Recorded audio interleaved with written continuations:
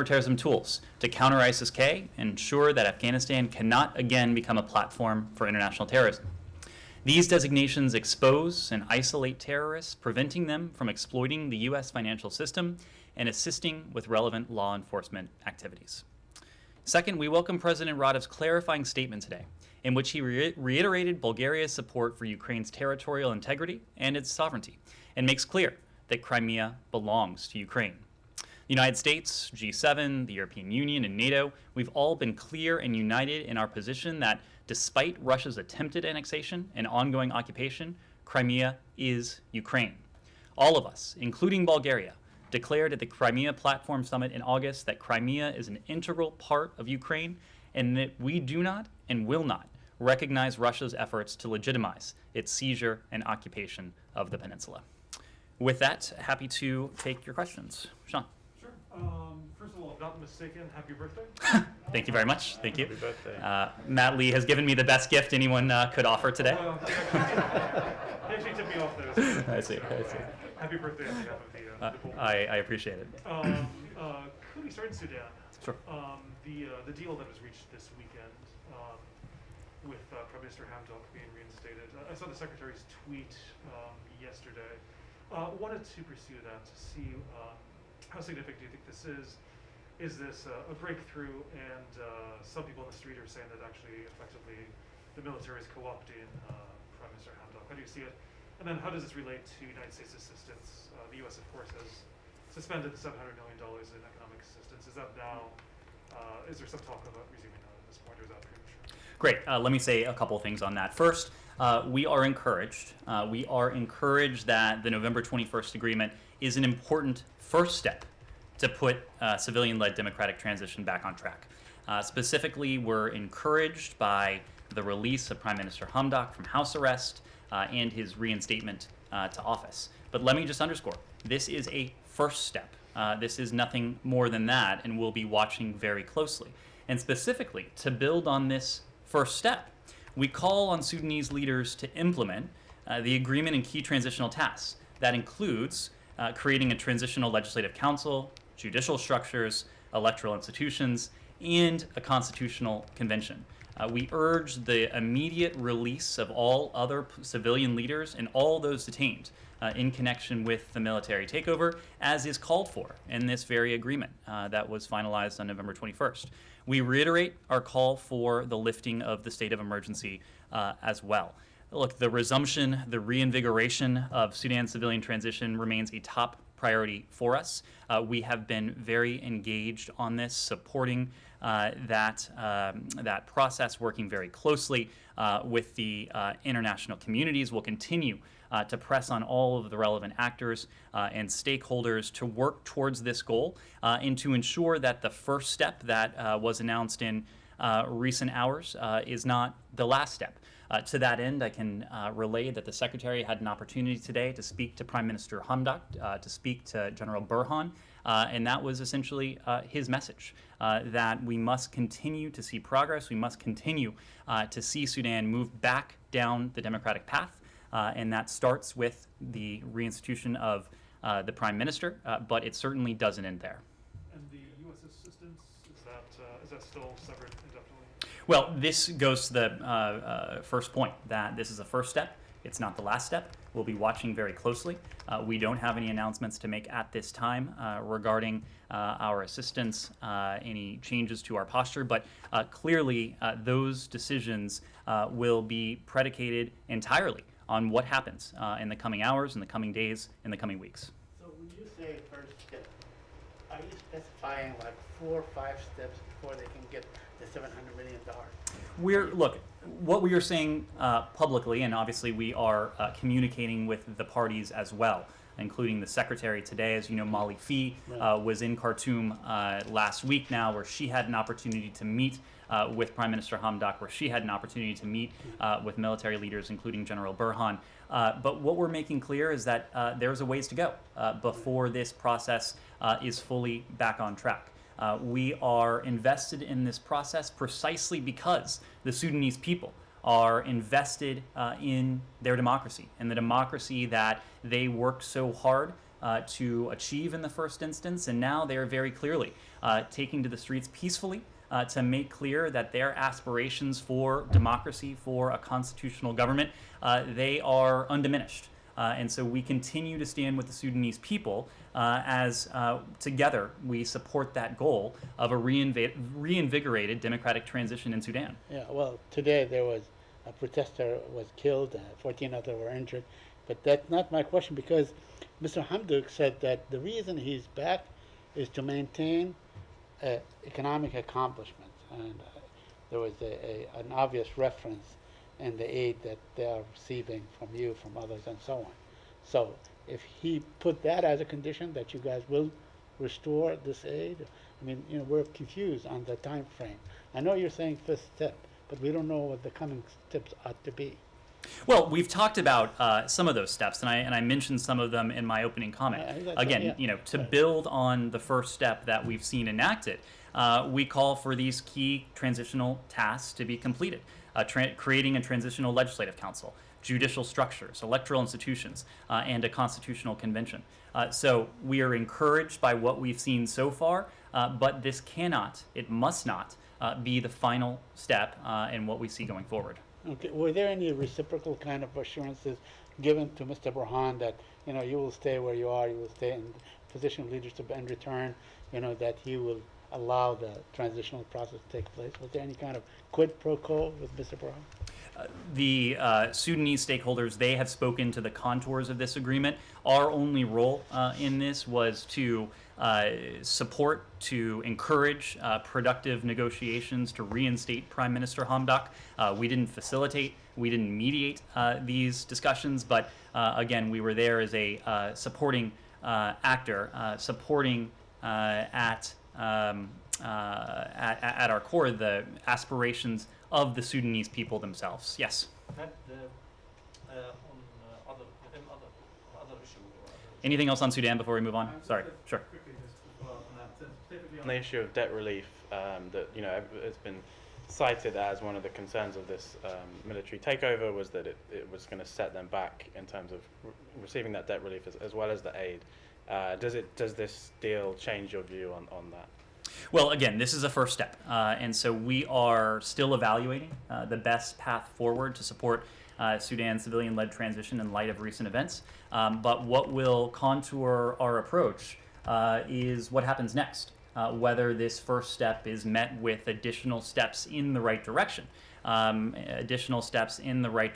furtherance of what the Sudanese people have so very clearly been calling for by peacefully taking to the streets and having their voices heard. Anything else on Sudan? Okay, great. Secretary Blinken has met today with Moroccan Foreign Minister. Do you have a readout for the meeting? We will have a readout for you later today. Obviously, our relationship with Morocco, it's an important one. We share many common interests in the region, plenty for them to discuss. He's had several engagements with the foreign minister previously, and this was an opportunity today to build on those, but we'll have a readout for you. On the Western Sahara, the administration supports the UN political process.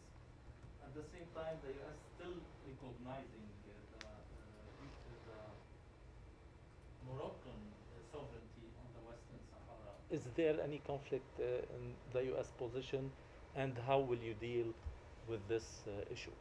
Well, the Secretary had an opportunity to speak to this when we were in Senegal over the weekend, on Saturday, in fact. And what he said then is that what we support is Personal Envoy Staffan de Mistura's leadership in resuming the UN-led political process to advance what is our ultimate goal, and that's a durable and dignified resolution to the conflict in Western Sahara.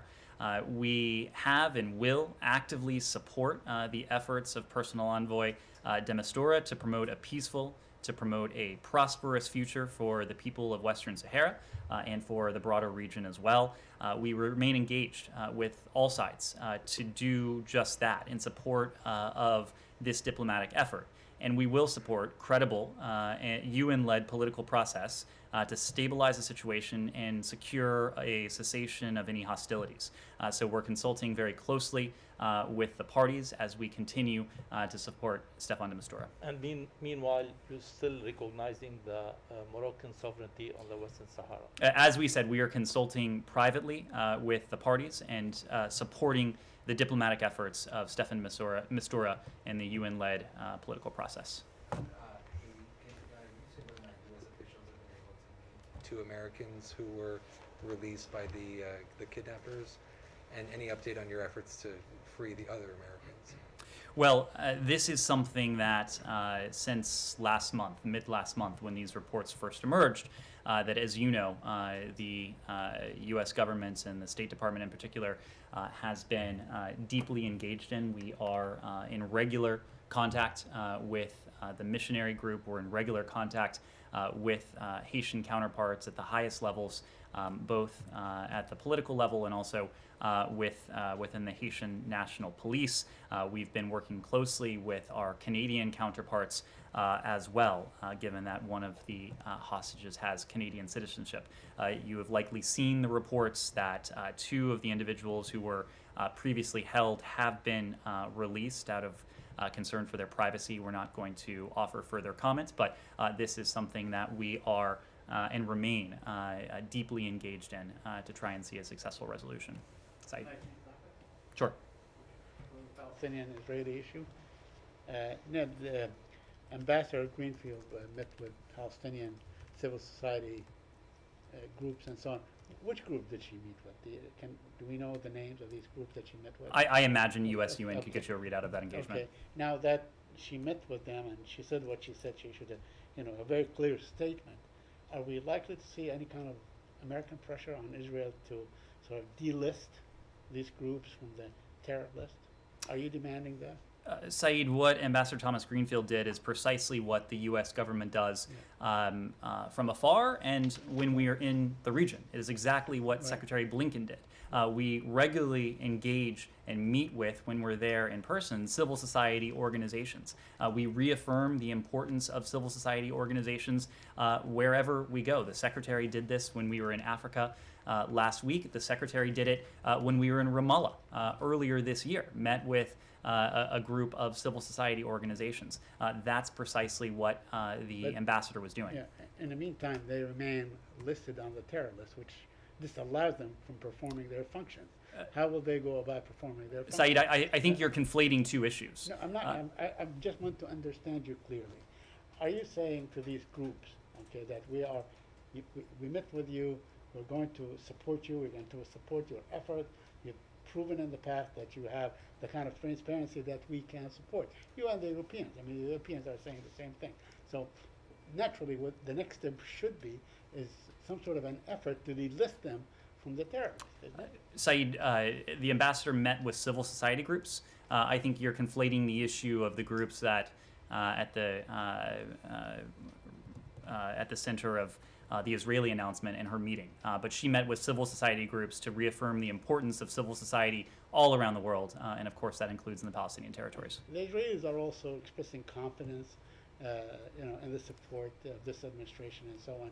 And in exchange, are you going to sort of leverage this mutual confidence, reciprocal confidence, to sort of, let's say, perhaps get the Israelis to stop settlements, to sort of ease the checkpoints, because you keep saying the same thing. We want both people to have, freedoms and so on, and live in peace and all these things. But obviously, the Palestinians are the ones that have to endure the checkpoints, have to endure the settlements and so on.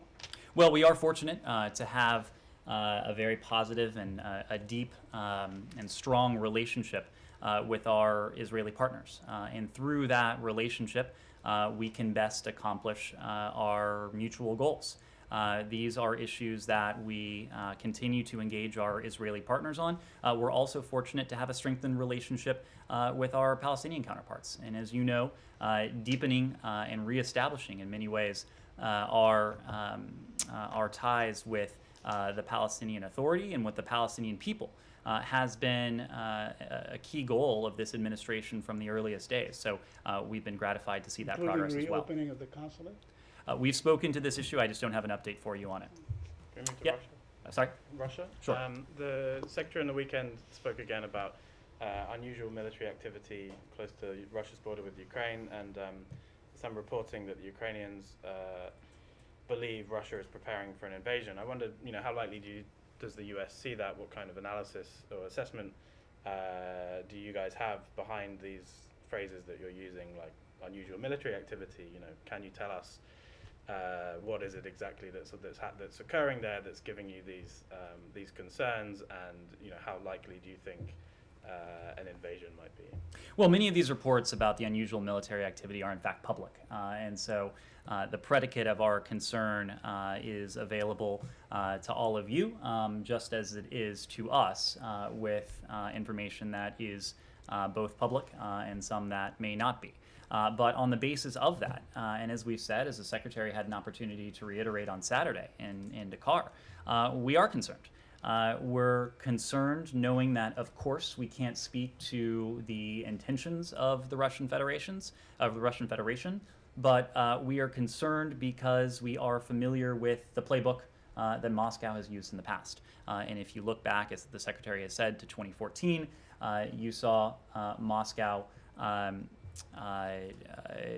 amass forces on the border and then claim a pretextual provocation that caused them to go into Crimea, into eastern Ukraine. So that is why we have spoken out very clearly on this, making the point that any escalatory or aggressive actions would be of great concern to the United States, but not just the United States. We've had an opportunity to compare notes with many of our partners across Europe, to do so in the context of our NATO allies, but also with our partner Ukraine. And of course, the President had an opportunity to see President Zelensky, as did Secretary Blinken, at COP26 just the other week. The Secretary later engaged in a strategic dialogue with Foreign Minister Kuleba, where this was also a primary topic of conversations. In each of those meetings, not only did we express our concerns, but we made clear our support, our unwavering support for Ukraine's sovereignty and its territorial integrity as well. And is there something, that you're considering, some action you're considering taking that, that could happen in the case of more activity, short of an invasion? Are you sort of saying to Russia, if this continues, if more activities like this happen, this will be our response, or what kind of responses do you have? Well, as I said before, part of what gives us concern is that we are familiar with Moscow's playbook. What we don't want to do at this point is to telegraph our playbook. What we have said is that any escalatory or aggressive actions on the part of Moscow would be of great concern to the United States, to our European partners as well. Ned, on the region? Sure. Martin Discovery from Poland. What is your current assessment of the situation on the border between Poland and Belarus? Because this crisis is far from being over. Only yesterday there were almost 350 attempts to illegally cross the border. And when are you planning to impose new sanctions on Belarus? Well, we are and we remain deeply concerned by the Lukashenko regime's inhumane actions.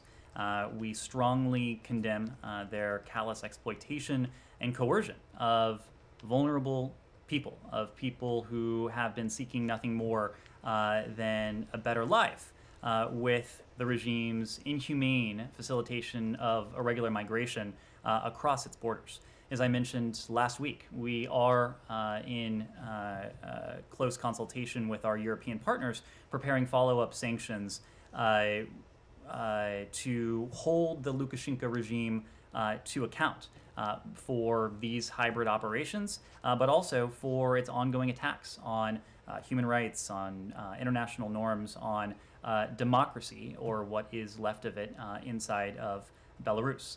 To that end, we call on the regime to immediately halt its campaign of orchestrating and coercing irregular migrant flows across its borders into Europe, as long as the regime in Belarus refuses to respect international obligations and commitments, as long as it undermines the peace and security of Europe, as long as it continues to repress and to abuse its people, we will continue to pressure the Lukashenko regime and not lessen, and our calls for accountability will increase.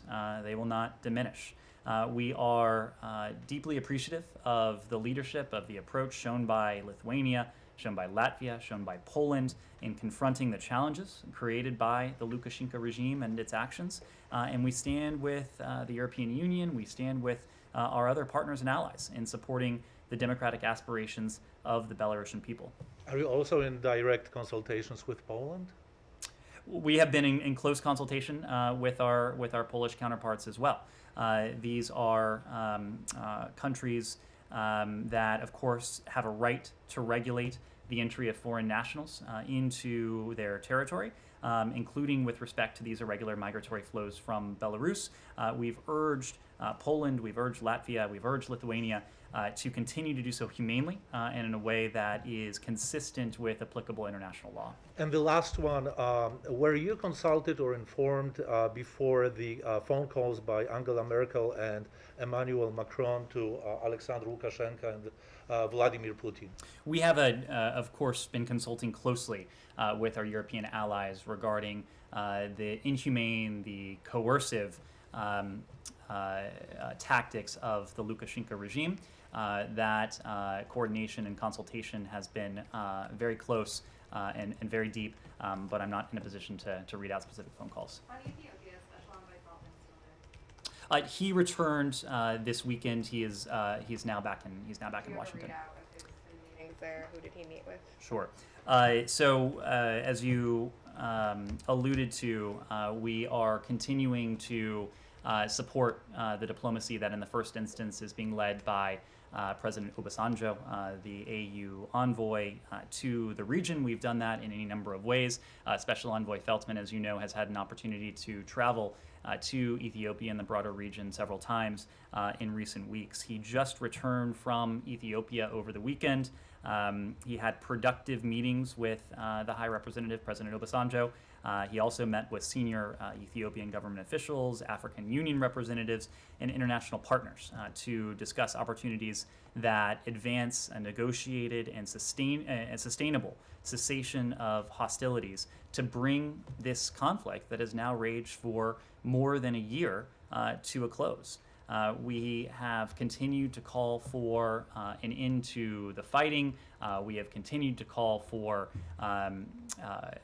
the parties to engage in diplomacy in furtherance of a cessation of hostilities, just as we have reiterated the calls of the international community for an end to the human rights abuses and violations that we've seen, as we have also urged the provision of humanitarian access to those in Tigray, to those in northern Ethiopia. The other point that we have been consistent in saying is that our embassy, as of early this month, is on ordered departure status. We've reduced the size of our footprint there, but our embassy is still very much open. Our USAID mission is still very much open and operating to support the people of Ethiopia, but in the case of our embassy, to support those with U.S. citizenship who may still be in Ethiopia. The point we have made is that Americans should depart the country immediately using commercial options which remain readily available. Over any given 72-hour period, there are dozens of commercial flights to international destinations within Africa, but also elsewhere, that Americans are able to avail themselves of. And we encourage them to do it because the security situation continues, of course, to be tenuous.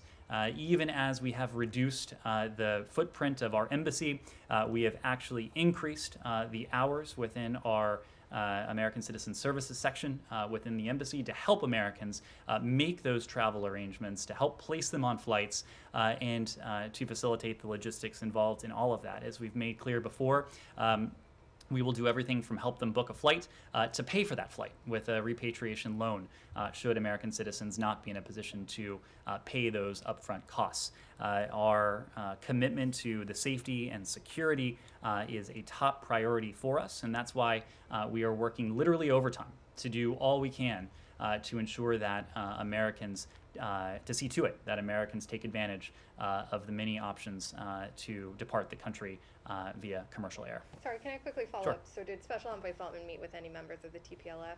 We've been able to engage the TPLF, and we have engaged the TPLF, but I don't he have. did not. I don't have anything else for you on that. Yes, Ben. What do you make of the disappearance of Chinese tennis player Peng Shuai? And do you have any concerns for U.S. athletes as they head over there to the Olympics?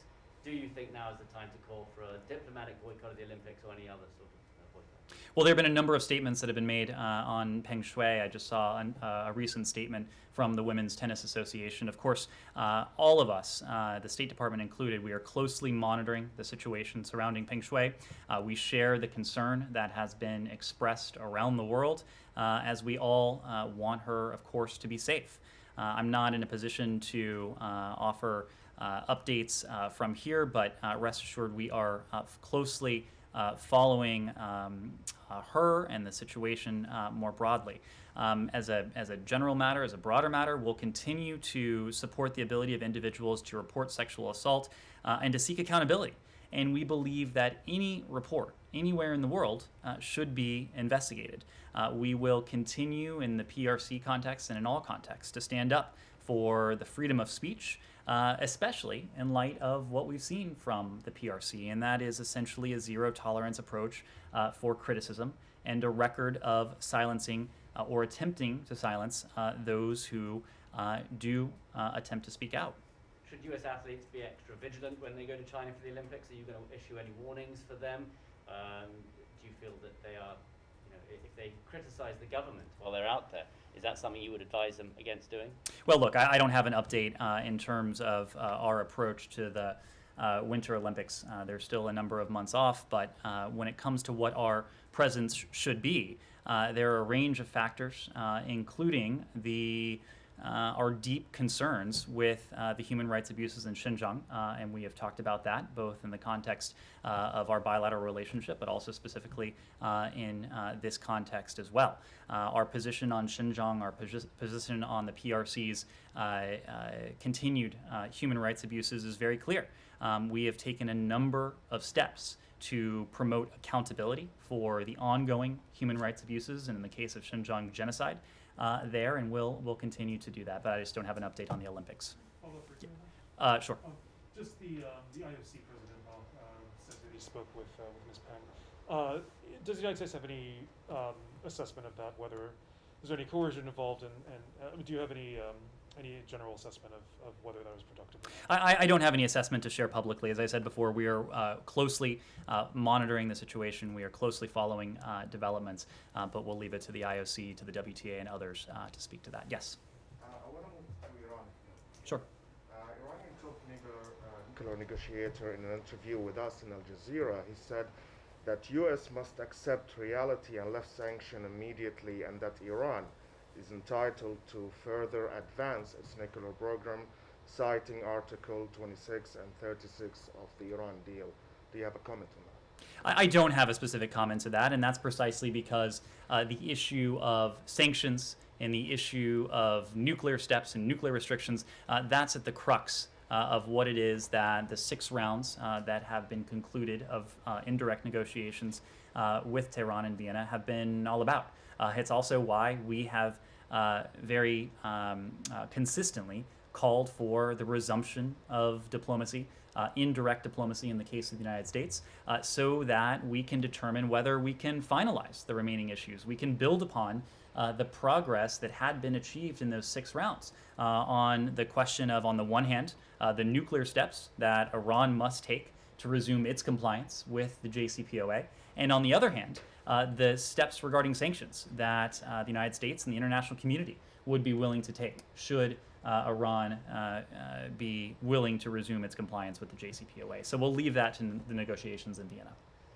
There is some reports in the Please. New York Times that Biden administration is trying to give incentive to Iran by easing some sanctions to encourage them to negotiate faithfully in Vienna. Is this true? We have been very clear all around that we are not willing and will not take unilateral steps as sweeteners to sweeten the pot just to get negotiations going. A mutual return to compliance, it is in the interests of the United States. It is in the interests of the other members of the P5+1. It is also, as previous governments in Iran have concluded, in the interests of Tehran if we are able to get there. So we will we will be clear that we're not going to engage in unilateral steps for the sake of just getting back to the table. Also, the New York Times reported that U.S. officials have warned Israel that its attacks against the Iranian nuclear program are counterproductive and have enabled Tehran to rebuild an even more efficient enrichment system. Could you elaborate on this? I mean, have you been in touch with Israel on this issue and trying to persuade them not to attack? Well, what I will say broadly is that we have been in regular, almost constant contact with our Israeli partners to include on this issue. Special Envoy Malley was just in Israel last week, I believe it was. He had an excellent visit there where he engaged in consultations with Israeli government counterparts and also with senior intelligence officials as we prepare to resume negotiations in Vienna. What he was doing there is not unique, however. We have regularly engaged with our Israeli partners before each round, in many cases during each round, and after each of the 6 rounds of negotiations that have been completed. Look, at the end of the day, the United States and Israel, we share a common objective here, and that is to see to it that Iran is verifiably and permanently prevented from obtaining a nuclear weapon.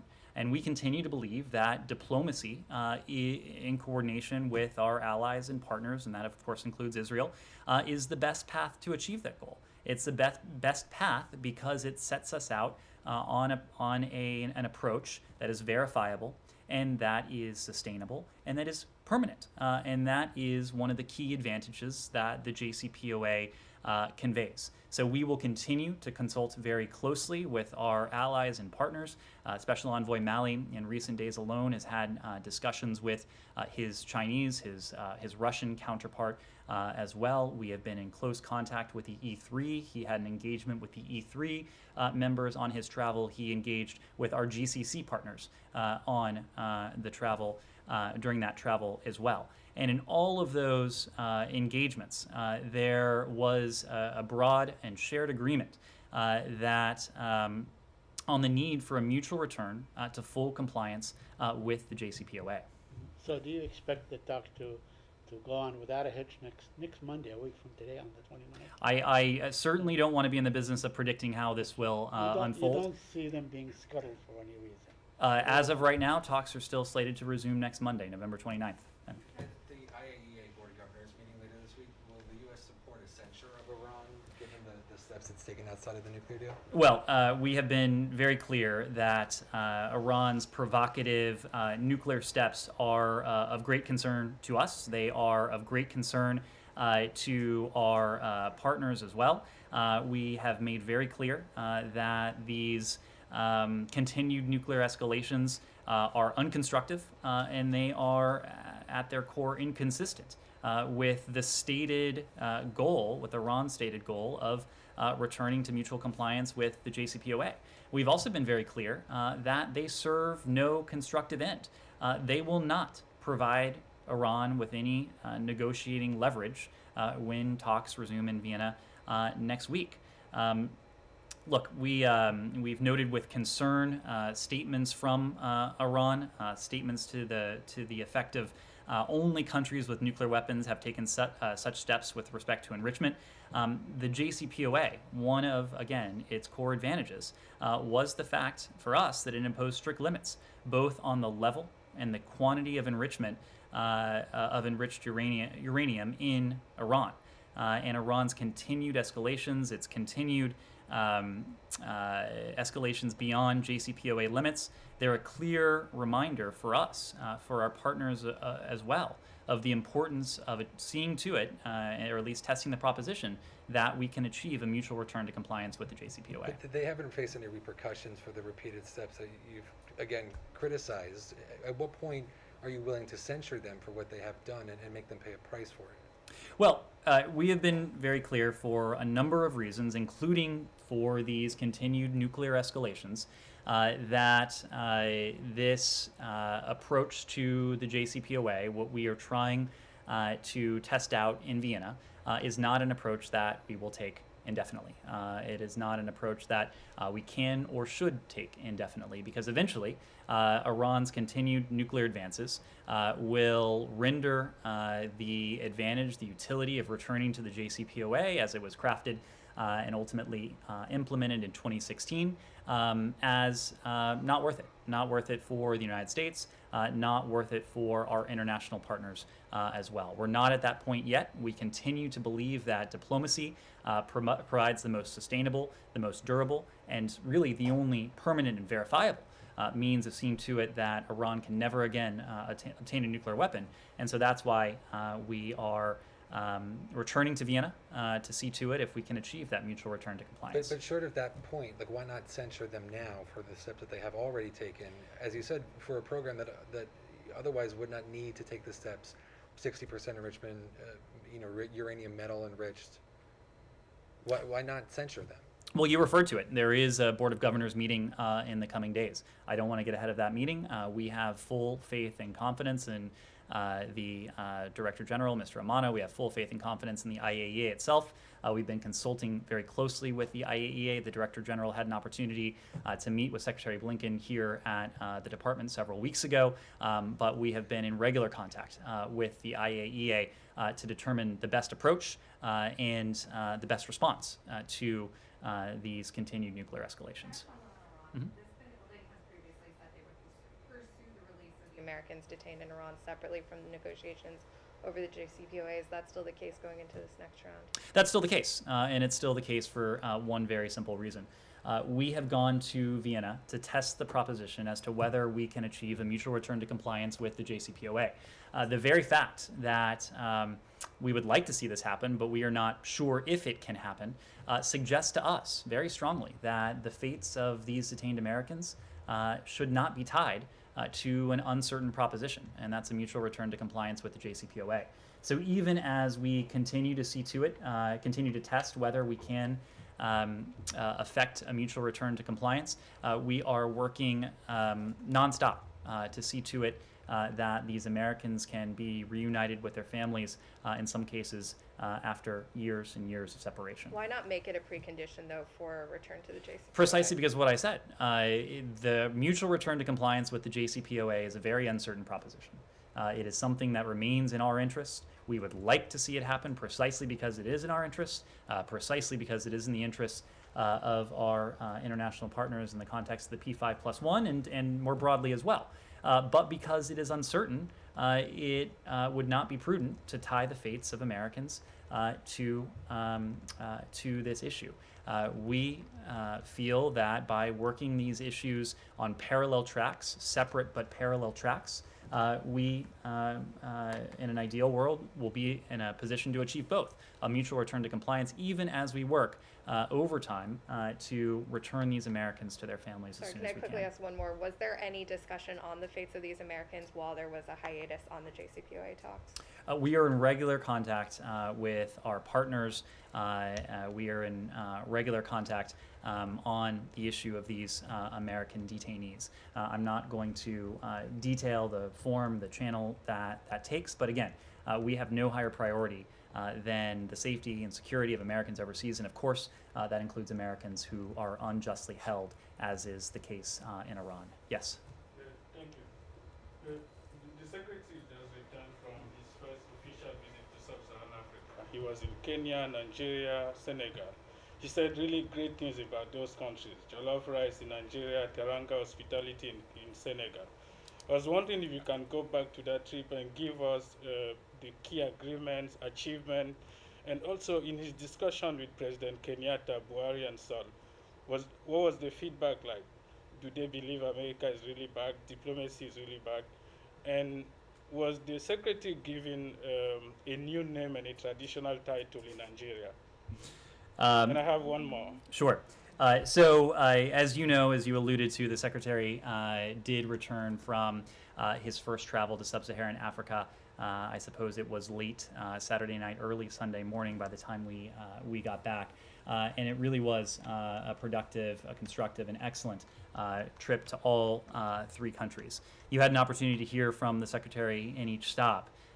In the context of his bilateral engagements, in the context of his civil society engagements, in the context of his press conferences with his counterparts, of the broad agenda that we share not only with these three African countries, but with many countries across the continent more broadly.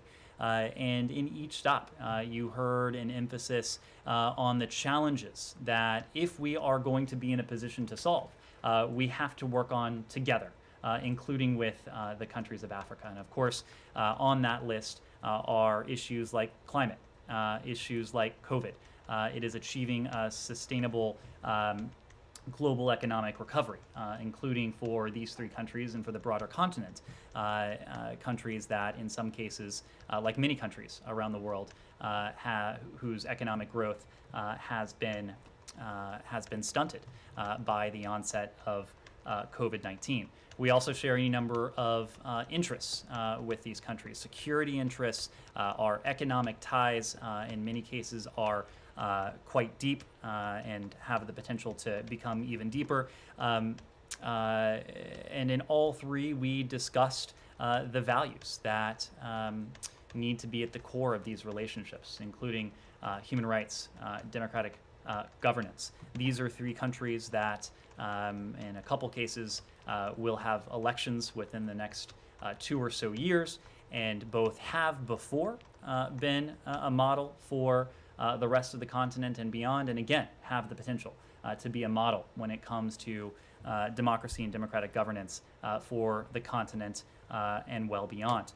But this was a trip that was more than about just those three countries. We spoke to themes on this trip, again, climate change, COVID, shared security challenges, economic ties,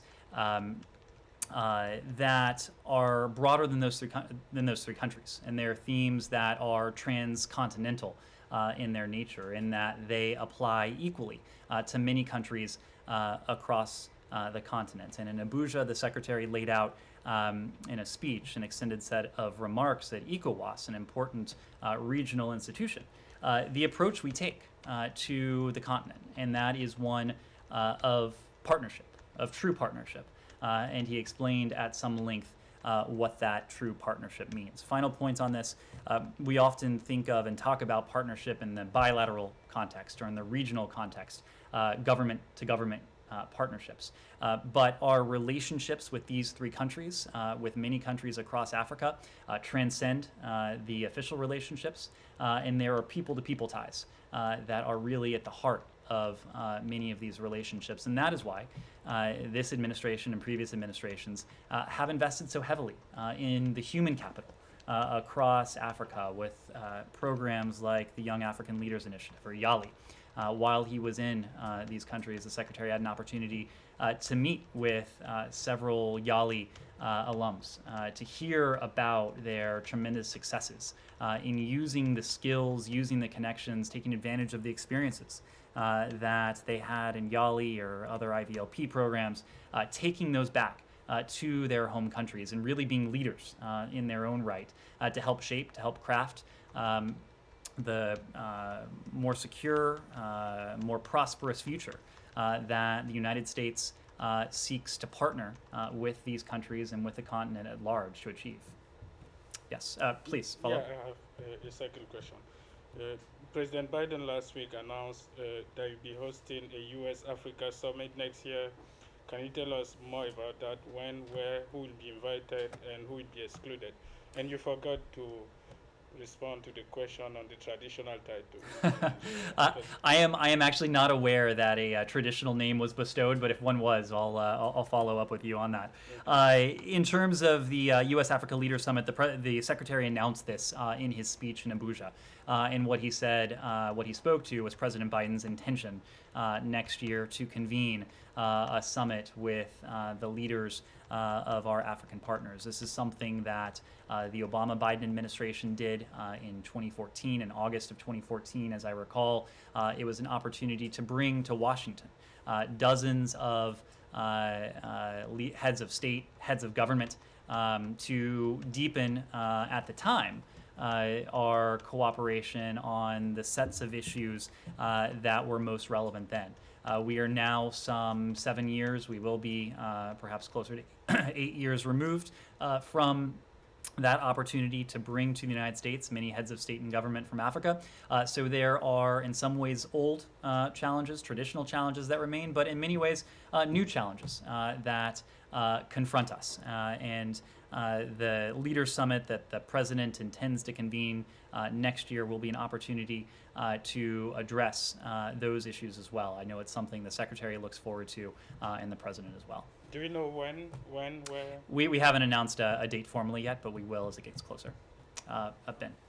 A new report came out last week that shows coronavirus samples from a cave in Laos had been taken to the Wuhan lab up till a few months before the virus broke out. Just wondered if it was still the administration's position that lab leak theory was very possible, and why it was dropping down the agenda. It wasn't mentioned in the ministerial. It wasn't mentioned between President Xi and President Biden. Has that just hit a dead end? I would refer you to my White House colleagues, but I believe it was a topic of conversation between President Xi and President Biden. Not because, and Secretary Blinken has spoken to this. This is not an issue that is solely about accountability for what happened. This is about preparing the world, ensuring that the world is most prepared for, most resilient against a potential future pandemic.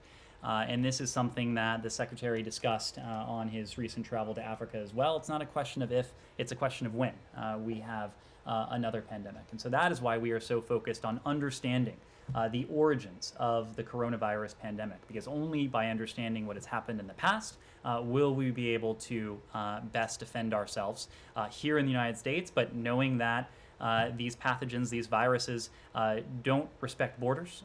We have to ensure that the world, too, is as best prepared as possible. And so that is why you saw a focus, including in Dakar, where the Secretary visited the Pasteur Institute, such a focus on not only COVID and recovering from COVID, but also building that resilience, building that global health security broadly in Africa, around the world, knowing that we are only as strong as the weakest link when it comes to this.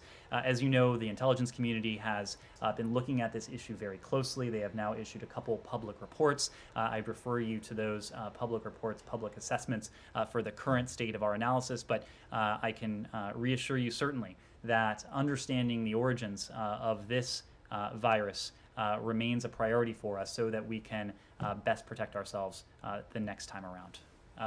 Let me just move around to the, okay. Very quickly, the Lebanese foreign minister met today in Moscow with his counterparts and so on, and he invited Russian companies to come to participate in rebuilding the port. Would that be fine with you? Would that, would you look favorably at the Russian companies working in Lebanon, rebuilding the port? Look, I would refer you to to Lebanese authorities for details of that overture. I can tell you from our perspective, we've been working very closely with our partners, with our counterparts in the Lebanese government. Our partners in this case being the French, being the Saudis, being a number of other countries, including countries in the Gulf, who have a shared interest in seeing to it that Lebanon is a country that enjoys more stability, more security, and more prosperity as well.